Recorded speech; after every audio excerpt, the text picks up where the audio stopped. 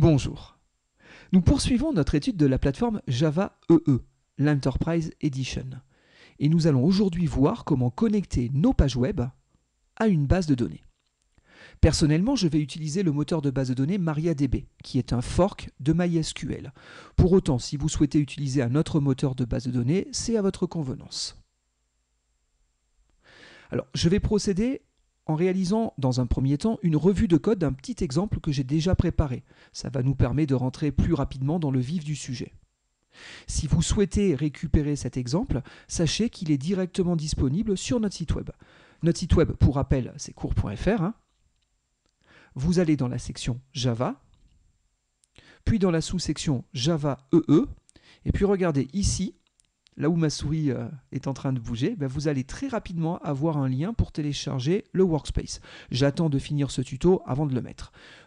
À titre d'exemple, si je reviens sur la section Java SE, là où on retrouve les cours de base sur Java, vous voyez, j'avais fait exactement la même chose avec mon workspace Eclipse pour Java SE. Donc vous retrouverez un lien de ce type-là. Parfait. Notez aussi une autre chose. Pour pouvoir suivre correctement ce tuto, je pars du principe que vous maîtrisez deux sujets. Premièrement, je pars du principe que vous savez déjà utiliser une base de données JDBC. Si ce n'est pas le cas, je vous invite à suivre ces tutos qui vous représenteront les concepts fondamentaux pour pouvoir se connecter à votre base de données. Deuxième postulat, je pars du principe que vous savez déjà coder une page web avec l'architecture Java EE et donc que les concepts de servlet et de JSP n'ont plus de secret pour vous. Il serait même préférable d'être à l'aise au niveau de la mise en œuvre d'une architecture MVC à base de servlet et de JSP. Donc je vous invite grandement, si ce n'est pas le cas, à relire ces tutos. Très bien. À partir de là, je vous propose de prendre Eclipse et donc d'ouvrir notre workspace. Très bien, on y retrouve un projet qui s'appelle WebStore, donc c'est un site de vente en ligne. Alors un petit site de vente en ligne, c'est une démonstration, et donc j'y ai codé un certain nombre de choses. Alors pour commencer, peut-être que la première étape serait d'avoir une base de données. Alors notez, si vous voulez faire rapide, au niveau du dossier SRC ici, dans les codes Java, il y a un sous-dossier, un pactage qui s'appelle DAO, fr.cours.webstore.dao. C'est tout ce qui est data Access Objects, c'est tous mes objets d'accès aux données. Bon, il y a ici un certain nombre de classes, je vais y revenir dans quelques minutes. Notez aussi qu'on a la présence d'un fichier SQL qui me permet donc de construire une base de données. En quelques mots, si la base de données n'existe pas, si elle existe, excusez-moi, je vais la détruire. Une fois que j'ai tout nettoyé, je reconstruis ma base de données. Ça, c'est pratique. Si vous faites des bêtises et que vous avez pollué votre base de données, vous pouvez la régénérer assez rapidement pour nos exemples. Très bien, une fois que la base de données est créée, je me place dans la base de données en question. Et puis notez ici, on construit un certain nombre de tables. Pour le moment, je vais me focaliser que sur deux tables. Je vais me focaliser sur T-Users, qui va me permettre de définir un certain nombre d'utilisateurs. Notez, cette table contient 4 colonnes, ID User, un login, un mot de passe et un connection number. Bon, pour information, là pour le moment, mes mots de passe vont être sauvegardés en clair dans la base de données. Soyons clairs, c'est pas la bonne idée. Normalement, il vaudrait mieux voir d'encrypter les mots de passe. Mais bon, ici c'est une démo et donc je vais faire les choses de manière relativement simple. Vous avez ici les mots de passe. Très bien. Je passe cette table, on en reparlera plus tard dans de futurs tutos. Et aujourd'hui, on va aussi parler de T_articles qui me permet donc de manipuler des articles. J'ai ici un certain nombre d'articles bidons et notez, ces articles sont constitués eux aussi de 4 colonnes. Un identifiant, on peut imaginer que ce soit le code barre, une description, une marque et un prix unitaire. Très bien. Bon, ce qu'il faut, c'est monter ce script dans notre moteur de base de données. Donc regardez, ce que je fais, c'est que je vais dans mon workspace Java EE, je vais dans WebStore, je descends dans les sources, puis dans les sous-pactages jusqu'à arriver au niveau de mon DAO. Ici, j'ai mon webstore.sql. Regardez, je vais ouvrir un terminal directement à ce niveau-là. Et donc ici, Alors c'est MariaDB, hein, mais bon, les exécutables s'appellent toujours MySQL, c'est pas grave. Je vais faire MySQL-U et je me connecte en route au niveau de ma base de données. Bon, il s'avère que ça c'est une base de données de test, hein.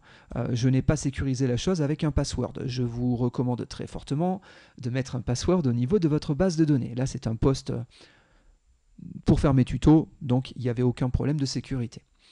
Du coup, ici je peux faire un source. De quoi? De mon fichier SQL que je viens de vous montrer. Donc il s'appelle webstore.sql. Donc c'est le fichier qui est ici, et donc je vais l'exécuter.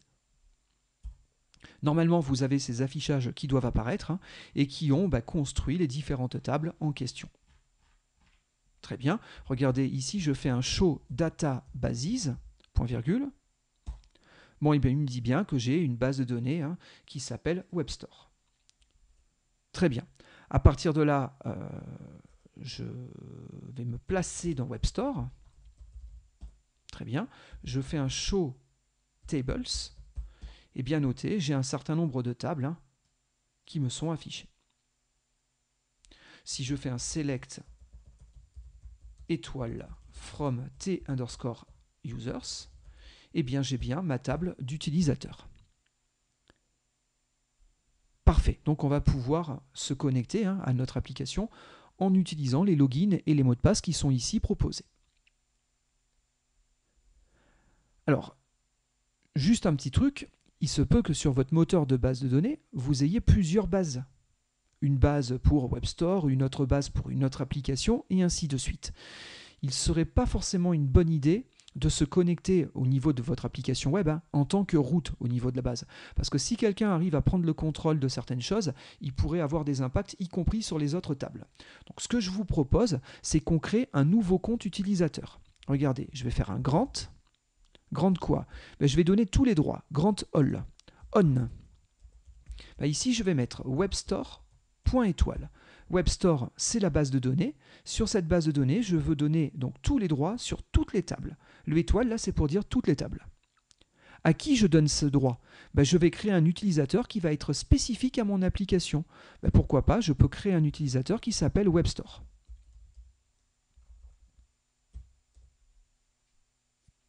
Ce WebStore, je dis qu'il n'est capable de se connecter qu'à partir de la base, à partir du poste local. Très bien. Et puis je dis aussi que cet utilisateur aura un mot de passe, et donc son mot de passe sera, pourquoi pas, password. Alors, soyons clairs, encore une fois, ce n'est pas une bonne idée d'utiliser un mot de passe aussi simple que ça. Essayez d'avoir une politique en termes de mot de passe qui soit quand même un petit peu plus robuste. Mais encore une fois, ici, ce n'est qu'un exemple, et donc ça m'ira bien pour cet exemple. Parfait. Si je n'ai pas fait de faute de syntaxe, normalement, l'utilisateur doit être créé. Très bien. À partir de là, je vais ouvrir le dossier Web Content. Donc on est d'accord, le Web Content, c'est là qu'on a normalement nos pages web, les JSP, nos images, nos fichiers CSS, nos JavaScript, et ainsi de suite. Bon, ici, les choses sont quand même assez simples. On a simplement 2 JSP et une CSS. Très bien. Et puis n'oubliez pas néanmoins qu'on doit aussi avoir une configuration de notre application. Donc ici, j'ai un fichier qui s'appelle web.xml.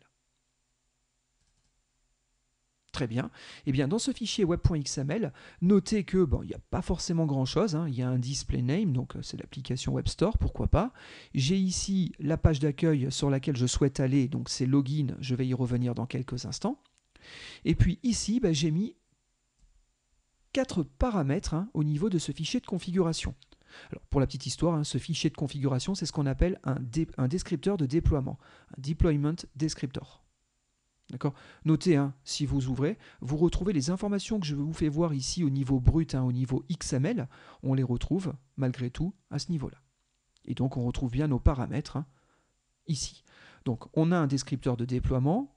Dans ce descripteur de déploiement, on a mis 4 paramètres, JDBC driver, JDBC URL, un login, un mot de passe. Donc là, vous mettez le password que vous avez retenu, très bien. Et donc faites bien attention à ce que ici, ce soit cohérent par rapport à ce que vous avez défini à ce niveau-là. Bon, bien entendu, je pourrais mettre route ici et pas de mot de passe, en tout cas sur mon poste, ça marcherait très bien. Mais dans ce cas-là, j'aurais une identité qui serait peut-être un petit peu trop risquée pour mon application de vente en ligne. Très bien. Maintenant, la question, c'est quand c'est que ces paramètres sont chargés? Alors, regardez, au niveau de IHM, ici, ce que j'ai, c'est que j'ai une servlette. Dans mon architecture MVC, comme je vous ai dit tout à l'heure, si la terminologie de MVC n'est pas claire, je vous propose de relire le tuto précédent. Il précisera bien tous ces éléments-là. Mais donc, je vais avoir une servlette. Cette servlette, elle répond à l'URL login. Ça va être le point d'entrée pour ma page de login. Elle va faire un certain nombre de traitements. En fonction des traitements qui seront faits ici, on redirigera sur une vue ou sur une autre. En tout cas, tant que la page ne sera pas correctement renseignée avec un login et un password existant, on restera sur notre page login. Dès lors qu'on sera authentifié, on redirigera vers une seconde page. Très bien. Maintenant, cette servlette, vous voyez ici, quand elle va démarrer, elle va demander à initialiser un DAO contexte. Alors DAO, je rappelle, c'est Data Access Object. C'est-à-dire qu'ici, j'ai un contexte relatif à l'accès aux données, et ça, je veux l'initialiser via une méthode statique. Cette méthode statique, je vais lui passer, ici, si vous préférez, this.getServletContext. Donc this, c'est qui? C'est ma servlette. Et donc à partir de cette servlette, je récupère en gros la configuration, si vous préférez, le contexte, l'application dans laquelle la servlette est déployée. Et grâce à ce servlet contexte, je vais pouvoir lire les paramètres qui sont ici. Alors attention, si vous voulez que cette technique-là, elle marche, il faut qu'on soit forcément passé par login avant d'aller voir le reste, parce que c'est login qui va initialiser tout ce qui est accès aux bases de données. Donc je vous recommande, qui plus est, de rajouter ici, regardez, jusqu'à présent, là j'avais web servlet avec juste l'URL qui permettait de déclencher cette servlette. Ce que je vous propose, c'est de rajouter donc l'attribut URL pattern pour bien dire que ça c'est le pattern. Pourquoi je fais ça? Parce que je veux rajouter un second paramètre. Et si je rajoute un second paramètre, le paramètre par défaut ne prend plus. Donc il faut bien, dans ce cas-là, dire quels sont les noms de chacun des paramètres de cette annotation web servlet. Et donc ici, regardez, ce que je peux faire, c'est un load on startup. Et je vais dire 1. Ça veut dire quoi? Ça veut dire que quand mon application va démarrer, avant même qu'un quelconque utilisateur demande une page web, je vais charger cette servlette. Comme on va charger cette servlette au niveau de son cycle de vie, la méthode init va déclencher, et donc je suis certain d'avoir initialisé mon contexte. Donc je vous invite fortement à définir ce paramètre-là pour être certain que cette ligne-là est bien déclenchée. Du coup, ça va nous ramener ici, et donc grâce à mon servlet contexte, notez, je peux faire des get init parameters et récupérer mon driver JDBC, mon URL, mon login et mon password. Ces informations-là, je les stocke sous forme d'attributs statiques. Et par la suite, toutes mes classes d'accès aux données hériteront de ce DAO contexte. Bon, pourquoi pas, ça peut être une solution intéressante. Et donc, normalement, je vais récupérer ces paramètres-là. Vous voyez, regardez ici, j'ai bien mon DB URL, mon DB login et mon DB password. C'est bien eux que je récupère à ce niveau-là. Bon, si vous connaissez bien JDBC, n'oubliez pas que normalement, il faut aussi charger le driver. Vous voyez, le driver sera donc chargé au démarrage de mon application grâce à cette ligne. Donc, ma foi, tout semble correct. Normalement, on devrait avoir récupéré les informations présentes dans ce fichier web.xml. Très bien, donc ça c'était pour initialiser JDBC. Et maintenant, regardez, ce que j'ai fait, c'est que j'ai placé dans ce pactage DAO toutes mes classes qui vont comporter le code d'accès aux bases de données. Ce que j'ai pas trop envie de faire, c'est de mettre le code JDBC, par exemple le code qui me permet de vérifier si mon login est correct. J'ai pas envie d'avoir ce code-là directement dans ma servlette. Ma servlette, elle va exécuter cette méthode, mais tout ce qui est accès aux bases de données se trouve dans ce pactage-là. L'intérêt, c'est que si jamais je veux faire évoluer mon application, imaginons demain, je ne veux plus que mes données soient dans une base de données relationnelle. Je veux que mes données soient sauvegardées dans des fichiers XML. Normalement, je ne retouche pas à ma logique métier, je ne retouche pas à mes pages web, j'ai juste qu'à retoucher au pactage qui se charge d'aller chercher les données au niveau soit d'une base, soit d'un fichier XML ou d'un autre système informatique. Comme ça permet vraiment de limiter. Tout ce qui est accès aux bases de données, ça se présente ici. Ailleurs, c'est d'autres aspects. Bon, très bien, et donc ici j'ai un code. Alors je ne sais pas si vous avez déjà un petit peu commencé à regarder quelques coups d'œil sur ce code-là, mais clairement, hein, ce bout de code-là n'est pas satisfaisant du tout. Je vais y revenir dans quelques minutes. Je voulais faire un rappel hein, sur un point important, à savoir les attaques de type SQL injection. J'y reviendrai dans quelques instants. Mais donc, ici, on a en tout cas l'ouverture d'une connexion à la base de données. J'ai un ordre SQL, c'est à ce niveau-là que ça ne va pas, hein. Je vais y revenir tout à l'heure. Mais donc, je produis mon ordre SQL, je crée un statement qui me permet d'exécuter mon ordre SQL. Celui-ci étant un select, je viens de récupérer des résultats. On a stocké ça dans ce qu'on appelle un result set. Et donc ici, soit j'ai bien un utilisateur connecté, j'ai bien un utilisateur dans la base hein, qui correspond à l'identité que je viens de fournir. Dans ce cas-là, très bien, je renvoie un user. Soit il n'y avait strictement rien. Dans ce cas-là, je renvoie nul. Bon, hein, si vous avez le moindre doute sur ces lignes de code, je vous renvoie vers les tutos relatifs à JDBC. Alors notez, hein, j'ai utilisé aussi les try with resources hein, qui me permettent de garantir que dès lors que je vais sortir du bloc dans lequel je suis placé, hein, et bien que systématiquement mes ressources soient libérées. Hein. Un result set implémente l'interface auto-closable. Le try est en lien direct avec le auto-closable, et donc ça veut dire que j'ai un close hein, au niveau de ce result set. Regardez, je peux le tester comme ça. Hein. Ici, si je fais result set contrôle espace et que je fais point, on est bien d'accord, on a une méthode close qui nous est proposée. Et bien le try with resources, alors resources au pluriel parce que je peux avoir plusieurs ressources de définies dans cette paire de parenthèses à ce niveau-là. Hein. Regardez, j'ai la parenthèse ouvrante qui est ici et la parenthèse fermante qui est là. Entre ces deux parenthèses, je pourrais avoir plusieurs ressources. Il s'avère ici que j'en ai qu'une seule. Mais donc toutes les ressources ouvertes au niveau du try with resources seront fermées en fin de try. Très bien. Donc là, on a notre code qui nous permet de nous connecter à la base et de vérifier si une identité est présente ou non. Maintenant, regardez, je reprends ma servlette login. Donc ici, on sait qu'au démarrage de l'application, on a initialisé notre moteur, on est prêt à travailler. Si je demande la page en get, c'est-à-dire si on demande la page pour la première fois, regardez, je fais bouton droit, Run As et Run on Server. Je patiente quelques instants. Normalement, vous avez l'écran ici qui apparaît et donc on est prêt à se connecter. Eh bien, notez pour le moment, il n'y a aucun login de saisie, aucun password de saisie et il n'y a pas de message d'erreur au niveau de la position de ma souris.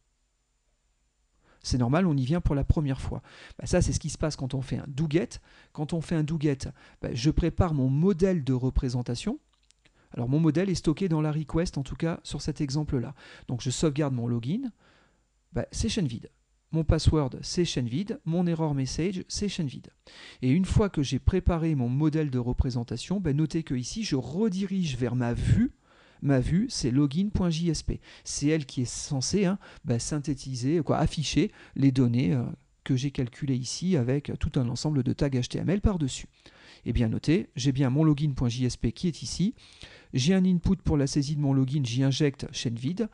Dans mon input de saisie de password, j'y injecte chaîne vide. Dans ce div qui permettrait d'avoir un message d'erreur, j'y injecte chaîne vide. N'oubliez pas, ces injections, elles sont faites via ce qu'on appelle l'expression language. Une expression de EL, expression language, est introduite via $1 et une accolade ouvrante. Et bien entendu, elle se termine au niveau de mon accolade fermante. N'oubliez pas que ces choses-là sont exécutées côté serveur. C'est-à-dire que le client, lui, ce qu'il reçoit, c'est le résultat du traitement. Alors là, je ne peux pas vous le faire voir, mais regardez, je copie l'adresse de cette page, je ferme l'outil qui est ici, et je prends un vrai navigateur. Je saisis mon adresse à ce niveau-là, je fais bouton droit View Source, afficher le code source de la page, et vous voyez, effectivement, mon value est vide, mon password est vide, et j'ai bien un bloc qui pourrait potentiellement afficher un message d'erreur, mais actuellement, il n'y a rien. Donc jusque-là, très bien. Et maintenant, les choses sérieuses commencent. Quand je vais soumettre ce formulaire, on repart sur login, on repart sur la servlette, mais cette fois-ci, on va y aller avec une soumission de type post. Donc on va poster des paramètres. Regardez, je reprends ma servlette. Du coup, on va rentrer dans le do post.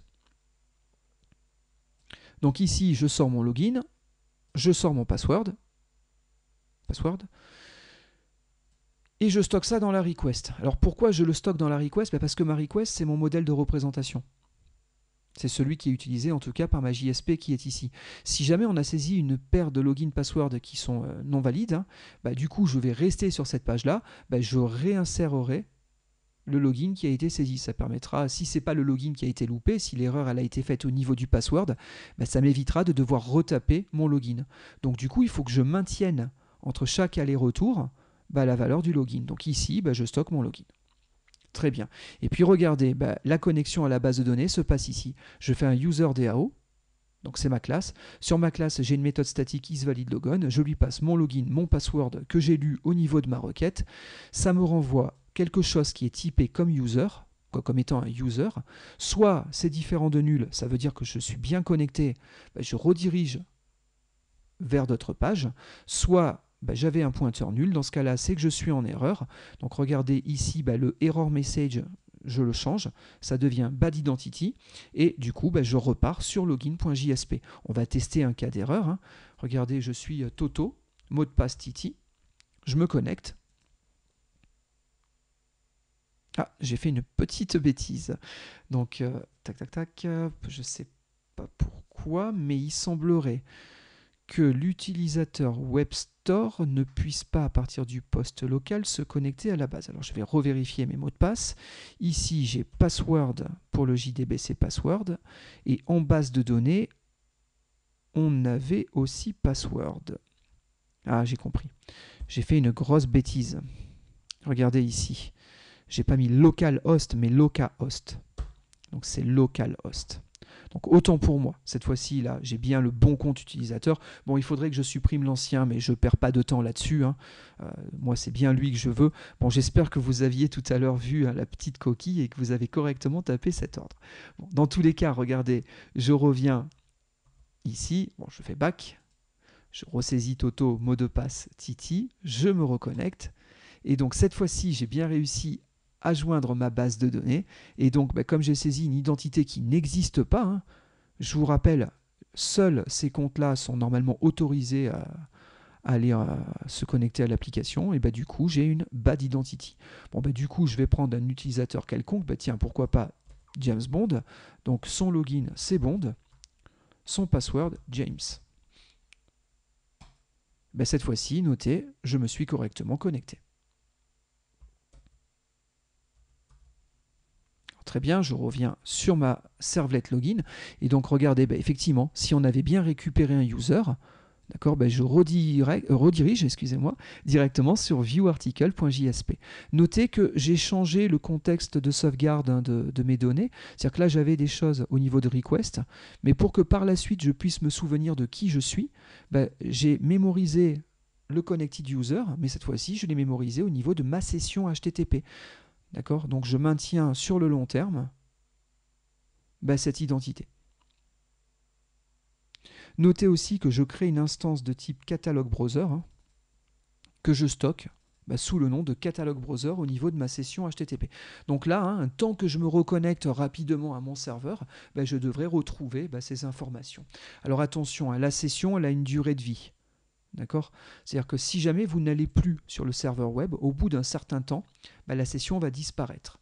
Ce temps, vous pouvez le contrôler. Au niveau de votre configuration de l'application, vous pouvez rajouter un attribut qui s'appelle session config, un tag, excusez-moi, un tag session config.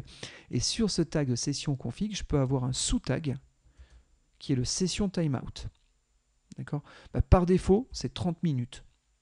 C'est-à-dire que si jamais j'arrête de retourner sur mon site pendant 30 minutes, normalement, au-delà de cette durée, la session sera détruite et sera libérée. Bon, du coup, si je reviens sur le site, il faudra me reconnecter. D'accord? Si vous souhaitez changer cette valeur, vous voulez dire c'est simplement 20 minutes, une session, un timeout, dans ce cas-là, vous pouvez changer la valeur. Très bien. Donc ça, c'est de la configuration pour la durée de vos sessions. Parfait. Donc ici, on stocke en session et donc on redirige sur viewArticle.jsp. Alors, qu'est-ce que fait viewArticle.jsp? Bien, regardez, déjà, on affiche ce qu'on a sur l'entrée Connected User. Et plus précisément le login. Ben, c'est ce que j'ai stocké ici. C'est-à-dire qu'en gros, quand je serai donc sur mon système d'achat en ligne, ben, je vais pouvoir parcourir mon catalogue. C'est ce que je fais quand je clique sur ces boutons. Je peux parcourir mon catalogue d'articles.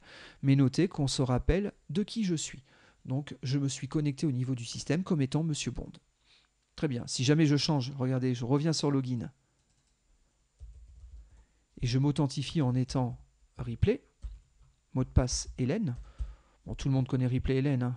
C'est dans les films Alien. Bon, ben, si je me reconnecte, cette fois-ci, je suis bien Ripley. Très bien. Maintenant, regardez, ben, ici, ce que je cherche à faire, ben, c'est d'afficher donc les détails d'un article. Donc on va travailler avec notre catalogue browser. Alors pour comprendre ce qui suit, hein, il faut regarder un petit peu ce qui est fait au niveau de catalogue browser. Donc catalogue browser, il est ici. Ben, regardez, mon catalogue browser, il a une position.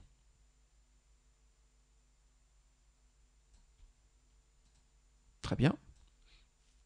C'est donc le premier article en base de données. Bon, je me suis permis ici de récupérer le nombre d'articles, hein. J'avais une méthode qui me permet de récupérer le nombre d'articles. Alors là, je fais quelque chose qui n'est pas complètement top. Il faudra en rediscuter, je vais vous montrer ça dans quelques minutes. Mais notez, a priori, on a un getCurrentArticle qui me renvoie grâce à article DAO l'article en fonction de ma position. Bah, le premier coup, il m'a renvoyé l'article 1.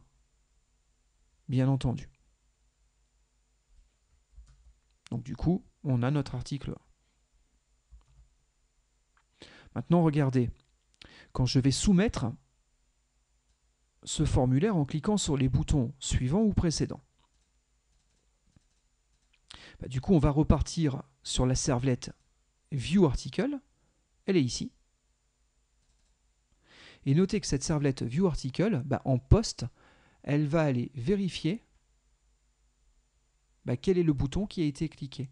En fonction du bouton qui va être cliqué hein, bah, sur mon catalogue browser, hein, celui que j'ai extrait ici à partir de ma session, bah, je vais faire soit un Go Previous, soit un Go Next. Regardez, je reviens sur mon catalogue browser. Bah, effectivement, un Go Previous décrémente mon indice. Si jamais je suis en dehors des bornes, je repars de l'autre côté de mon catalogue. Si je fais un Go Next, bah, j'incrémente ma position. Et quand je dépasse, je reviens au 1. On vérifie, regardez. J'ai un certain nombre d'articles, j'en ai 12. Hein. Donc là, je suis arrivé au dernier. Bah, je suis bien revenu au 1. Donc là, on tourne en boucle. Hein. Si je fais Previous, bah, je repars sur le 12. Donc on est d'accord, ici, ce qu'on fait, bah, c'est qu'on fait simplement mettre à jour la variable currentPosition. Du coup, quand plus tard je vais chercher dans la vue à réafficher mon article, bah, on récupérera l'article en question.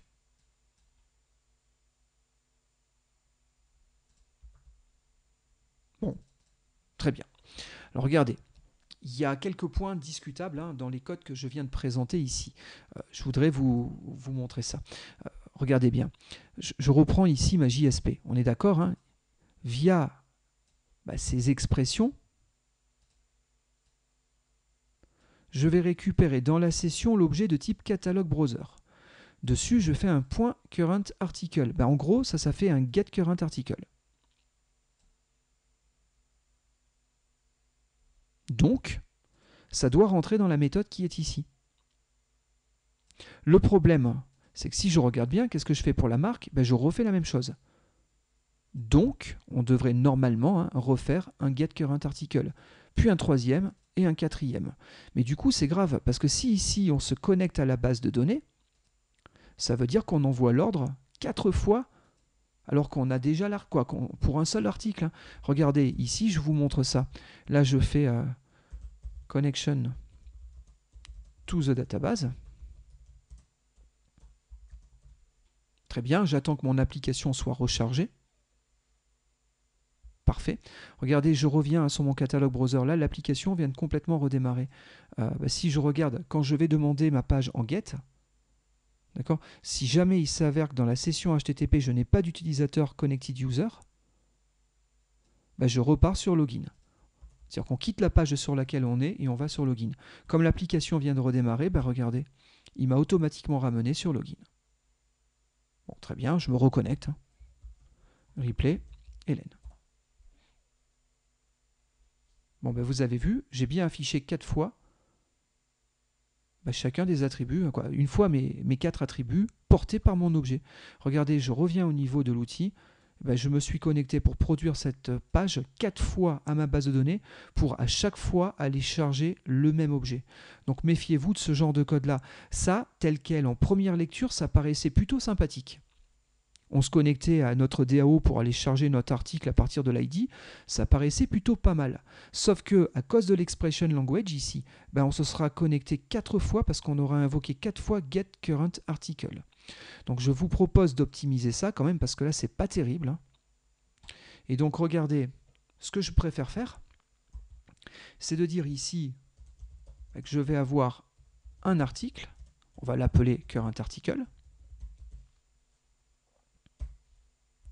Et ce que je vais faire, pourquoi pas dans un constructeur, quand je créerai mon premier catalogue browser, j'irai de suite faire quoi? Dire que mon currentArticle, je l'initialise en allant charger la donnée à partir de la base. Très bien. Donc du coup, qu'est-ce que fait le getCurrentArticle? Il se contentera simplement de renvoyer l'objet. Du coup, cette ligne m'intéresse parce que je devrais recharger mon article si j'ai fait un previous ou si j'ai fait un next. Là, c'est tout bête, mais ça change la donne. Même si cette méthode est invoquée 4 fois pour retrouver mon currentArticle, par contre, je me serais connecté qu'une seule fois à la base de données. Regardez, mon application vient de redémarrer. Je refais la même chose qu'il y a quelques instants, hein. Je repars directement sur Login. Ici, je tape replay,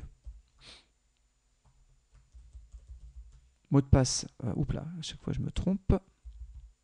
Donc replay, mot de passe, Hélène. Je fais connect. J'affiche bien mon article correctement, hein. Tout va bien à ce niveau-là. Je me suis connecté combien de fois à la base de données? Qu'une seule fois. Donc ce que je voulais vous montrer, c'est faites attention à comment vous allez binder les objets que vous allez chercher en base à vos pages web. Selon la manière de les lier, hein, ça peut avoir des impacts relativement embêtants au niveau des performances, hein. Là, si votre site web connaissait un véritable succès, on imagine vous êtes en train de concurrencer Amazon. Vous avez des millions d'utilisateurs qui veulent acheter des articles chez vous. Si à chaque affichage d'un article, on recharge l'objet autant de fois que ce qu'il comporte d'attributs, ça va être catastrophique, hein. Et encore là, nous, c'était un objet qui était somme toute relativement petit, hein. On n'avait que 4 attributs. Si on avait eu plus d'attributs qui étaient liés à notre vue, on aurait chargé X fois l'objet en base de données, hein. Donc faites attention à ces petites choses. Bon, donc très bien, on arrive à maintenant correctement charger nos objets en base. Donc c'est parfait. Et surtout, ce que je voulais faire comme rappel aussi, hein, tant qu'on y est, c'était vous parler de problématiques d'injection de code SQL. On peut essayer de vous pirater votre application en injectant du code SQL qui est non requis. Alors ça, j'en parle beaucoup dans un tuto précédent. Je vous invite vraiment à le reprendre, à le retraiter. Mais je refais une petite passe pour bien vous réexpliquer le problème, hein. Regardez, si vous allez sur la section Java et sur la section JDBC, vous y retrouvez un tuto sur les attaques de type injection SQL. Très bien. Ici, de mémoire, hein, quand j'avais produit ce tuto, je travaillais avec une application en mode console. Je vais faire à peu près exactement les mêmes manips, mais cette fois-ci, je vais les faire directement au niveau d'une application web. Regardez, ce qu'il faut comprendre, c'est que j'ai très très mal travaillé au niveau de mon article DAO. Excusez-moi, c'est pas l'article DAO. Au niveau de l'article DAO, il n'y a aucun souci, hein. Ça me permet de récupérer un article par son ID. Aucun problème à ce niveau-là. Ce qui ne va pas, c'est ce que j'ai fait sur User DAO, ici. Voilà. Donc, on disait tout à l'heure que là, j'avais fait une petite bêtise. Effectivement, ma bêtise, c'est de m'y connecter, c'est de produire cet ordre SQL, excusez-moi, en faisant des concaténations de chaînes de caractères. Regardez, j'ai pas mal de place, donc je peux tout afficher sur la même ligne, voilà. Mais donc ici, je fais un select étoile from the users, where login égale, je vais concaténer ce qu'on va me passer comme information saisie à partir de mon formulaire. end password égale, et pareil, hein, je vais passer le password que vous aurez marqué ici. Alors imaginons, je suis un hacker et j'étais derrière quelqu'un et je l'ai vu se connecter à l'application. Je sais que la personne s'appelle Ripley. Par contre, ce que je n'ai pas, c'est son mot de passe. Eh bien, que cela ne tienne. Là, actuellement, on n'est absolument pas sécurisé. Donc du coup, regardez, si je mets une simple cote, alors, regardez, déjà je vais le faire juste comme ça. Je mets une simple cote et basta. Et je mets un mot de passe quelconque. Regardez bien. Ben, je vais produire une erreur. Alors, il y a plein de choses là qui sont discutables, hein, mais déjà, le fait d'afficher les erreurs, ça c'est très bien pour nous développeurs quand on développe, hein, mais par contre, une fois que vous serez passé en production, je vous incite fortement à retoucher votre fichier web.xml pour faire en sorte, hein, ici, de rajouter une section, d'accord, par rapport à tout ce qui est redirection, d'accord, et donc par rapport aux erreurs 404 ou aux erreurs 500 et ainsi de suite, vous pourriez proposer une error page. L'avantage, c'est que vous n'afficherez plus la call stack. Donc en production, il ne faut pas, parce que des fois, dans ces messages-là, il y a des informations pertinentes pour un hacker.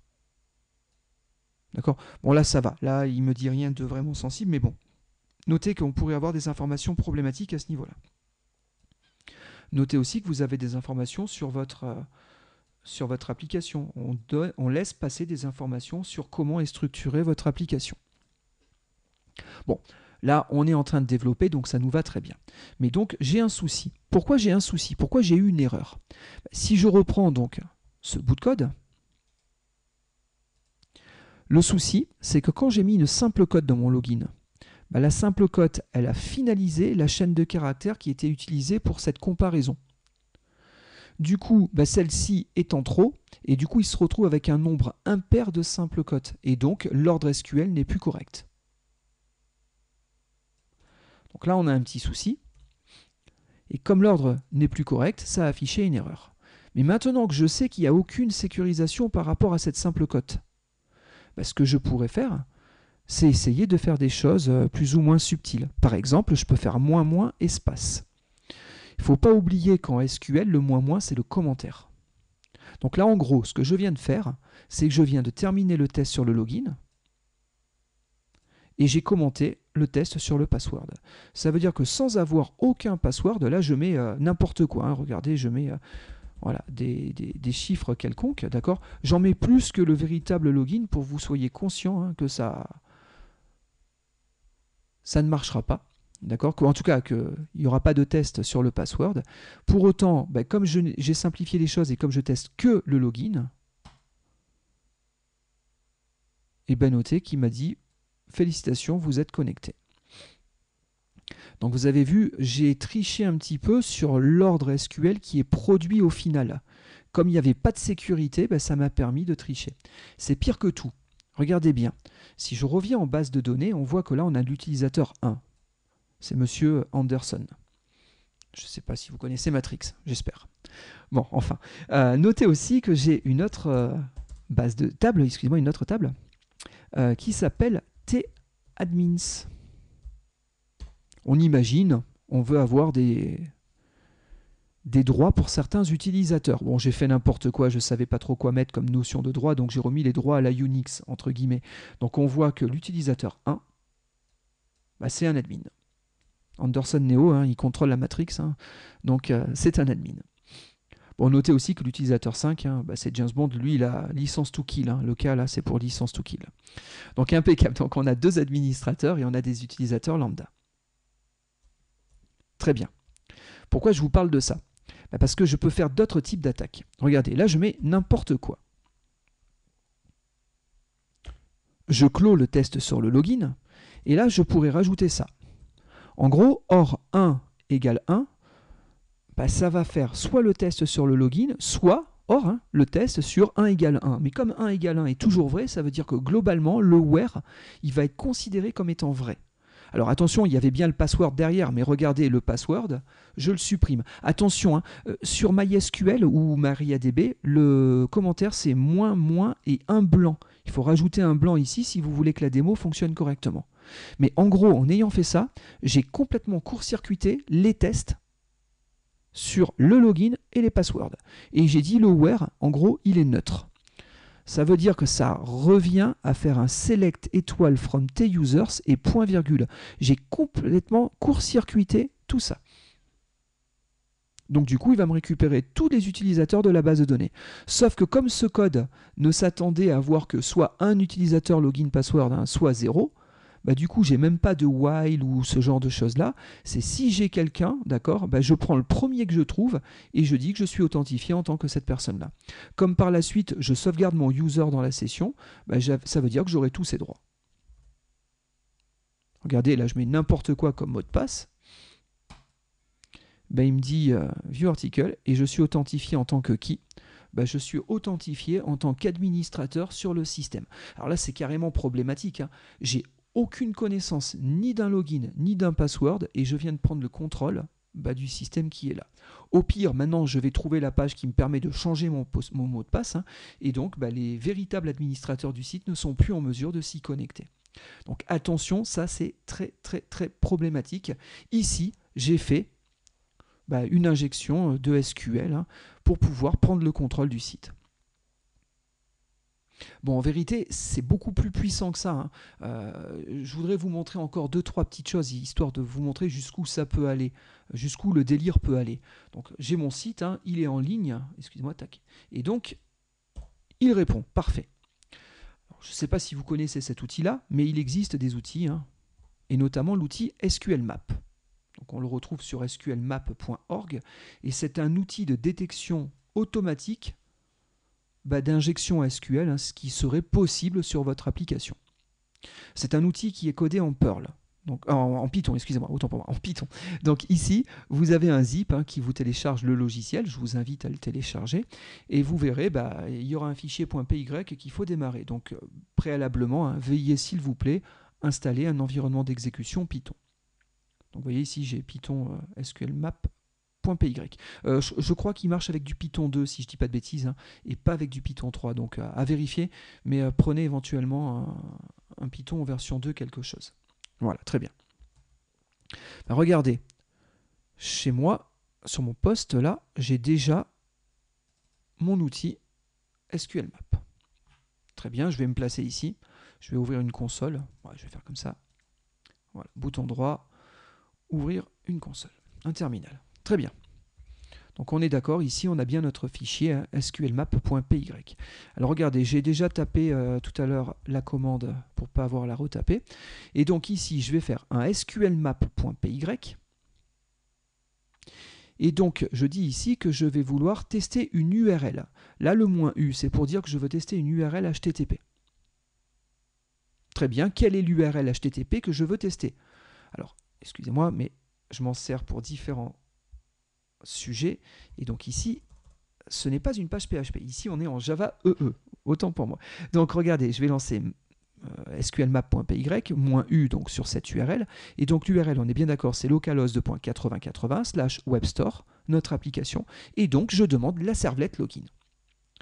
À cette servlette, je pourrais le laisser faire, hein, SQLmap, et il pourrait essayer de déterminer quels sont les paramètres d'URL. Mais je peux aussi lui dire quels sont les paramètres que je veux tester. Et donc là, je lui dis via -data que je veux tester le paramètre txtlogin et txtpassword. Alors, la question, c'est comment j'ai trouvé ces informations. Bon, nous, on le sait, on a les codes, hein, c'est facile. Mais notez que n'importe qui pouvait avoir cette information-là. Il suffit d'être dans un navigateur, de faire bouton droit, d'afficher le code source de la page, et on voit bien qu'on a un txtlogin et un txt password.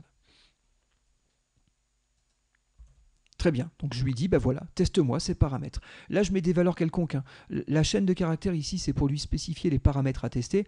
Les valeurs, il va les ignorer. Hein. Il va se débrouiller avec ce qu'il peut. D'accord? Je lance cette application. Bon, du coup, ça va mettre un certain temps. Bon, a priori, il est en train de faire un certain nombre de tests. Il me dit, voulez-vous que je fasse un certain nombre de vérifications, quel est le niveau que je veux tester, je prends les valeurs par défaut. D'accord? Donc notez qu'il avait fait un certain nombre de choses, mais assez rapidement, il a trouvé quoi? Il a trouvé, il semblerait que je sois sur une base de données proche de MySQL. Ça m'embête déjà pas mal parce qu'a priori, il a sondé mon serveur de base de données. Hein. Bon, on va le laisser faire. Il est en train de tester tout un ensemble de possibilités, ça va lui prendre quelques temps. Donc je le laisse travailler. quoi qu'il en soit, au bout d'un moment, il devrait me dire que, effectivement, il y a des soucis. De toute façon, il le voit bien, hein, il me dit le post parameter, là, il voit bien qu'en faisant un certain nombre de choses, il est injectable. Vous avez vu ici? Il a déjà détecté que mon password, que mon login, excusez-moi, on pouvait faire des choses avec. Bon, je le laisse faire, ça va prendre quelques instants. Mais vous allez voir, il va me dire donc que mon site est absolument pas sécurisé, et qui plus est, il va me dire qu'en rajoutant l'option ---- dump, je peux carrément essayer de sortir des informations à partir de la base. Je vais le tester, regardez, je vais mettre l'option ---- dump.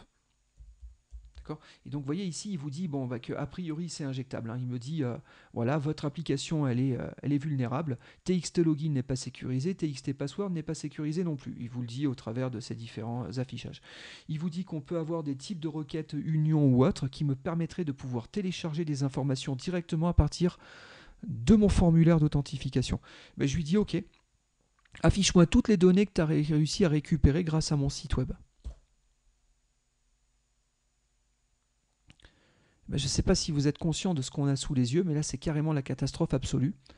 En se connectant, il ne s'est pas connecté en direct à ma base, hein. Il n'a pas requêté ma base. Il a passé toutes ces choses-là directement grâce à ce formulaire. En testant ce formulaire-là et en faisant des requêtes particulières, il a quand même réussi à me sortir la table des users. Peut juger que c'est relativement critique. Alors, vous pourriez dire, oui, mais là, on est en local. Mais je vous promets, il ne s'est pas connecté directement à mon serveur de base de données. Si vous essayez de mettre la base de données sur une machine distante et que vous remontez la démo, avec les codes qu'on a là entre les mains, vous êtes capable de télécharger sur votre poste utilisateur l'intégralité des comptes utilisateurs. Notez, tant qu'on y est, j'ai les informations de droit par rapport à mes admins. J'ai téléchargé ici, pourquoi pas, l'intégralité du catalogue du site. Et quelques autres informations. Bon, je ne sais pas ce que vous en pensez, mais bon, c'est quand même relativement gênant. Donc on est bien d'accord, hein, le code que je vous ai donné est extrêmement problématique. Il faudrait voir d'essayer de le sécuriser. Hein.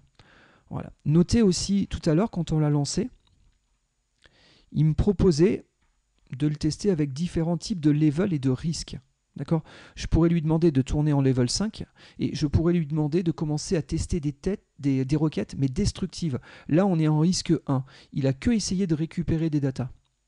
Bon, notez, il m'a quand même backupé ma base de données, on peut dire ça comme ça. Imaginons qu'il y ait quelqu'un qui veut vous faire chanter, il peut vous récupérer les données et après il peut tester des requêtes destructives, d'accord ? En augmentant le risque, là, il est capable de faire des requêtes destructives pour voir s'il peut fracasser votre base de données. Bon, étant donné l'état dans lequel on est, croyez-moi sur parole, il est capable de dézinguer complètement le moteur de base de données. Heureusement qu'on s'est connecté en Web Store et pas en tant que route, hein. On se serait connecté à la base en tant que route, il avait de quoi aller récupérer des données sur mes autres moteurs de base, sur mes autres bases de données, mes autres tables. Bon, là au moins, il n'a pu sortir des informations uniquement à partir de Web Store. D'accord ? Et comme j'étais en risque 1, il ne m'a rien détruit, mais il était en mesure de carrément détruire la base de données. Tout ça parce que la manière dont j'ai codé ce bout de code-là est juste catastrophique. Donc, maintenant, ce que j'aimerais, c'est qu'on corrige la chose. Donc, ce qu'il faudra que vous vous rappeliez durant toute votre vie de programmeur, c'est que si jamais on cherche à concaténer des bouts de chaîne de caractères, il va fatalement y avoir des soucis. Alors, vous pourriez me dire, oui, mais c'est clair, on a attaqué le système parce qu'on a pu passer une simple cote. Il suffirait ici de filtrer login et password avant de générer l'ordre pour gérer ces problématiques-là. J'ai envie de vous dire que ce n'est pas si simple que ça. Il n'y a pas que les simples codes sur lesquels il y a des attaques possibles. Via l'anti-slash, il y a des attaques possibles. Via plein d'autres caractères, il y a des attaques possibles aussi. Il y a des attaques qui sont possibles sur les strings, mais il y a d'autres types d'attaques qui sont possibles sur quasiment tous les types de données que MariaDB supporte. Donc, si vous cherchez, vous, à gérer la problématique, vous allez peut-être régler 95% des problèmes, mais vous allez systématiquement oublier un cas subtil que vous n'aurez pas en tête, et donc potentiellement il y aura une faille. Et vous pouvez essayer, vous verrez, SQLmap, il vous les sortira les failles. Donc il ne faut pas chercher à corriger le problème nous-mêmes. Si on cherche à corriger le problème nous-mêmes, on est mort. Si on cherche à faire des concaténations de bouts de chaîne de caractères, on est mort. Donc ça, je ne veux plus le voir dans vos programmes. Donc la question c'est OK, alors comment on doit procéder? Regardez, je vais faire un string strSQL, comme j'avais procédé il y a quelques minutes. Mon ordre SQL, c'est un select étoile from t_users, where login égale, et là, il ne faut pas que je cherche à concaténer. Je vais utiliser un paramètre variable. On introduit un paramètre variable dans un ordre SQL avec le caractère point d'interrogation. And password égale point d'interrogation. Et mon ordre est terminé. Notez bien, il n'y a aucune concaténation. Alors attention, juste pour info, hein, si vous me dites oui, mais je voulais juste faire une concaténation pour faire de la mise en page proprement, parce que mon ordre serait plus ou moins complexe, ça je veux bien, ça, il n'y a aucun souci à ce niveau-là. Ça ne me gêne pas. Ce que je veux pas, c'est qu'on concatène quelque chose, une valeur, hein, à l'ordre SQL. Si c'est juste des constantes, si c'est concaténer des constantes, il n'y a aucun souci. D'accord? Bon là, l'ordre étant tellement basique, je peux l'écrire de cette manière. Maintenant, la question, c'est comment je vais faire tourner cet ordre-là. Au lieu de créer un statement, je vais utiliser un prepare statement. Donc, c'est une interface, hein, de l'API JDBC. Donc, package java.sql, hein, vous ne trompez pas ici. Il faut importer java.sql. Et pour avoir un prepare statement, au lieu de faire un create statement, je fais un prepare statement. Très bien. Et un prepare statement, il faut lui passer l'ordre SQL avec les paramètres, hein, sur lesquels il doit travailler. Voilà. Donc impeccable. Sauf que pour le moment, il a des points d'interrogation, hein. Donc il faut remplacer les points d'interrogation. Donc ici, ce que je vais faire, c'est un statement.set. Alors set quoi? Tout dépend des types de vos paramètres. Ici, ce sont des chaînes de caractères. Donc là, on va faire un setString. Quel paramètre je veux fixer en premier? Le login. Et notez, on est indicé à partir de 1 et non pas à partir de 0. Attention à ce petit point de détail là. Donc ici, je vais faire un setString sur 1. Le 1, c'est le login. Je vais faire un setString sur le deuxième paramètre. Mon deuxième paramètre, c'est un password. Alors notez, hein, si vous utilisez des prepare statements, des ordres préparés, on passe l'ordre directement sur le prepare statement. Ce qui veut dire que ici, quand je vais faire statement.executeQuery, il ne faut pas lui repasser l'ordre. Si vous avez le malheur de lui repasser l'ordre, c'est l'ordre avec les points d'interrogation qui va être exécuté. Et ça ne va pas si bien que ça se passer. D'accord? Donc il faut vraiment invoquer le executeQuery à vide. Bon, je fais un CTRL-SHIFT-O pour enlever les imports devenus inutiles. Je sauvegarde. On attend quelques minutes. Normalement, notre code va être rechargé. Bon, si c'est un peu trop lent, au pire, vous pouvez forcer vous-même, hein, un redémarrage de l'application. Très bien. Et donc, regardez, on va vérifier. Donc, je demande ma page impeccable. Donc, je suis Toto Titi. Je suis rejeté, heureusement. Je suis replay Hélène. Impeccable. Donc, ça marche au moins aussi bien que tout à l'heure. Maintenant, la question, c'est est-ce que ça marche mieux? On va tester quelques attaques possibles. Donc, je sais que j'ai un utilisateur replay. Je termine le test sur le login et je commente le test sur le password. Bon, a priori, hein, ça ne passe plus. On teste l'autre attaque. On met un login quelconque. De toute façon, c'est pas grave. On le court-circuite avec le OR one égale one. Donc, impeccable. Je commente la suite de mon ordre SQL, je mets un commentaire quelconque, je me connecte. A priori, nos attaques n'ont plus l'air de passer. D'accord? Et donc, au moment où vous avez fait ici le statement.setString, il s'est débrouillé, hein, de rentrer correctement et de manière sécurisée le login dans votre ordre. D'accord? C'est plus vous qui avez cette responsabilité, on laisse faire le système, hein, et c'est lui qui va faire les injections de valeurs à l'intérieur de l'ordre. Très bien. Du coup, regardez. Je vais faire une chose parce qu'il y a une histoire de cache, je passe, mais je vais à la racine tomber tout ce qui est relatif à SQLmap. Très bien. Je relance un SQLmap sur mon système. À la rigueur, je me mets en moins level 5. D'accord, ça me permet de tester tout ce qui est possible et imaginable, bon, sauf les ordres destructifs, j'ai pas mis de risque, mais j'essaye de tester un maximum de choses. Ben, vous voyez, là pour le moment, il n'a pas réussi à passer dans mon système. Comment je vois qu'il n'a pas réussi à passer? Ben, parce qu'il est encore en train d'essayer de tester tous les moteurs de base de données qu'il connaît. Il essaye de tester du MySQL, du Postgre, du Oracle, et il regarde tous les types d'attaques connus pour tous ces moteurs de base de données. Bah, tant qu'il continue à tester les autres moteurs de base de données, c'est qu'a priori, il n'a toujours pas identifié le mien. Donc s'il n'a pas identifié ma base, ça veut dire qu'il n'a pas réussi à passer. Regardez, là, il continue à faire quelques tests supplémentaires, d'accord? Bon, ça prend plus ou moins de temps, mais pour le moment, a priori, il est toujours en train d'essayer de tester différentes choses. Vous voyez, là, il teste encore plein de moteurs de base de données, donc il semblerait qu'il n'ait toujours pas réussi à identifier que je sois sur du MariaDB. Bon, ben, ça va prendre quelques minutes, mais croyez-moi sur parole, à un moment donné, il va me dire qu'il n'y a aucun risque possible avec la manière dont j'ai programmé ici.